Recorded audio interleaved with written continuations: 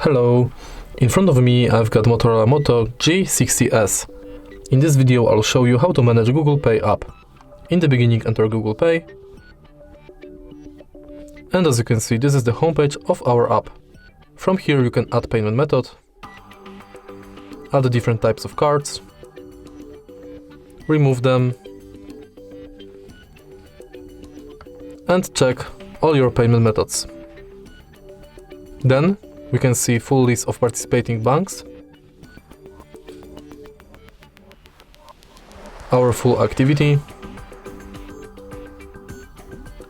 settings where we can turn on or off email updates, Gmail imports, personalization within Google Pay, purchase notifications, updates about your passes and offers and tips. Also we can edit our account info.